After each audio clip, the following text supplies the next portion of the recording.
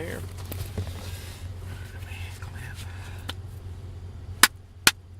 All right, so we just left Interstellar. What'd you think? I think it's the worst movie I've seen of the year. I think that a bunch of A-list actors got together drunk one Friday night and said, hey, let's make a movie that no one is going to understand and that drags on for 3 hours, and we're going to make people pay lots of money to come see it, and we're just going to have a great Christmas because of it, because that movie made no sense. Are you serious? I'm serious. It was I the think worst it was movie one of I've ever seen. the best films of this year, and probably whenever you go back and watch it over and over again. I'm never watching it. Whenever you go back and watch it over and over again, I think it's going to be the best of my generation. When you go back and watch it, and I sit there and play Candy Crush, I'm still no, not I mean gonna that's get fine. it. That's No, fine. no. But the same thing was said about 2001: A Space Odyssey back in 1968. And you act like you were alive. A back Stanley then. Kubrick film. I mean, I love Stanley Kubrick. I mean, he's outside the box. Christopher Nolan almost kind of not necessarily stole some stuff from him, but I almost think so in this, because we'll watch that. I have it on Blu-ray at home. We can watch it. It's like this, but probably worse. You have to admit, because there's no like dialogue in 2001: Space Odyssey. You have to admit there were parts in this movie where it just lost you, like where you're like, really, what are they doing? I didn't understand. All right, the setup of it, I can understand that. Farmers being, without the dust storms, Earth is ending. So we need farmers. NASA's gone underground. I can understand that side of it. Where I got confused was the whenever he ejected and just went into this dying star. I think from the beginning, kinda over the top. I think from the beginning they were messing up where they kept wanting to make the whole plot and the premise about time and relativity. Yet you're starting in the future, but dude's driving around a 1990 Silverado truck. Purpose. I don't know if they were trying to make these like block robot things be like the Chewbacca of this kind of movie, but like that just wasn't working for me. Like those little block robots provided no comedic relief whatsoever. The misbelief that we didn't go to the moon, but we really did, so that the next generation wouldn't question anything like there was any kind of sanctuary, any kind of savior, anything that could save us out there, because it didn't happen, because they said they didn't teach that in school, so that they could pull the wool over the eyes and send people out, never to come back, like full of the eggs, full of the colony. I don't think those teachers or anybody teaching the curriculum knew that there was an underground NASA. No, they didn't. Yeah. But what was passed down was the knowledge of this is not true. Okay. So that's what they have to teach. I'm sure you're going to cut. At the end of the day,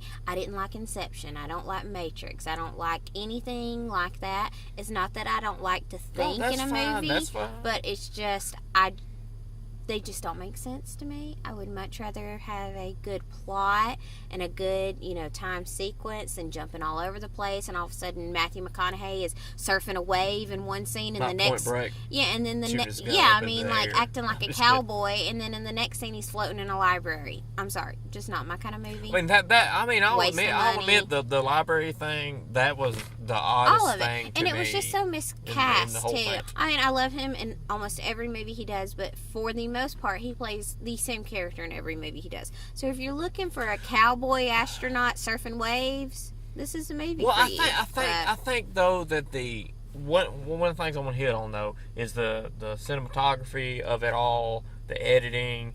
I thought was brilliant. Like the camera on the side of the spacecraft stuff, there was nothing in there that I thought was CGI. I thought it was all like nailed down, like it was real. Like they took pieces of real space footage, put it in. I thought that was awesome. I know, that's why I'm telling you.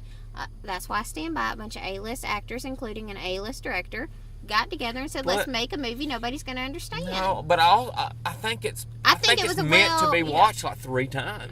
But I think Matthew McConaughey is going to be up for some more awards for this. I do not. I think he nailed like the emotion and all that. Nothing felt fake. I thought everything kind of felt real. He might as well been doing that commercial rolling boogers like Jim Carrey made fun of him for the whole movie for me, because this was not his best performance, and I like him as an actor normally, but once again, he normally plays the same character over and over again. The smooth talking kind of country guy, no. You don't do that and save the world and be an astronaut. He's a farmer. That part was rushed. Yeah, but nobody else. Like him. Like how he's convenient. He's a farmer, but nobody else in the movie had that accent. Well, the thing is, though, how convenient for an ex-military guy or whatever to be so young in his 30s, 40s, whatever, with those young kids, so in his 40s. I would agree with you on this part. Like, how convenient would it be to have a guy, randomly finds a super secret NASA base. His child leads him to it. Like, that part, far-fetched, but the visionary stuff. I feel bad that I keep awesome. picking on him, because actually, let's pick on Anne Hathaway for a second. If she made this face one more time, I mean, seriously. Well, she's a pro at that face. It was getting ridiculous. Every time the camera cut to her. She always nails that face down, I actually really think she might have only had she's 5. A nice girl, I think she might have only had 5 lines the whole movie. Probably. The rest of the movie, it was. So did Matt Damon. No, Matt Damon actually was being devilish and evil, and that was okay. He actually did the most acting out of anybody in the whole movie. But that thing too, though, with Matt Damon and Matthew McConaughey, like, what was the explosion about with the guy that died in the explosion? Like, he put his thumb up there. Well, what is this? I don't know. And he That's blew what up. I'm saying. The movie lost me. I was a little confused about that. That's why I got to watch it like a second, third time, because the visuals. I know you won't, but the visuals for me. That's going to be a Blu-ray for me that I buy. Okay, so my final take for the film, my rating. You want to do a scale out of 1 to 10? You go ahead and do whatever you want. Okay, I'll do a 1 to 10 scale. I think, honestly, because of the first part of it, to where, like, the farm stuff, like how he got to A to B and all that, kind of seemed rushed for me. I know it was a 3-hour film. It was a 3-hour movie. It was a 3-hour film. Nothing could film. possibly be rushed. It was a 3-hour film, but how it got rushed to the point of, this is the story that we conceived and wrote and all this stuff. That's what it seemed like. It seemed like they wrote this to this. Now let's fill in these gaps. We live in a NASA-rich environment with Huntsville here and all that stuff. So the spinning thing with the gravity and all that is a theory. One of the things, I want to say this and then I'll get to the rating, but one of the things, like, the puzzle pieces for this movie are not the ages 5 to 8 or 7 to 8 bigger pieces. They're smaller for your grandparents.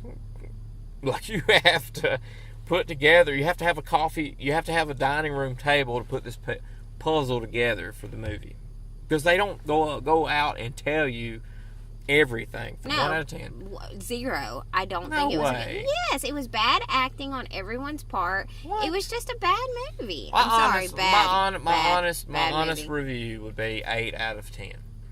There was no visual discrepancies, so I give it an 8 out of 10 for me. Honestly, that's space fan, whatever guy. This was a horrible movie. Anyway, so this is it. This was Interstellar. This is the second weekend of the release at IMAX. If you're going to watch it, I suggest going to IMAX. 8 out of 10, 0 out of 10. Doom da da doom ba boom ba ba boom ba.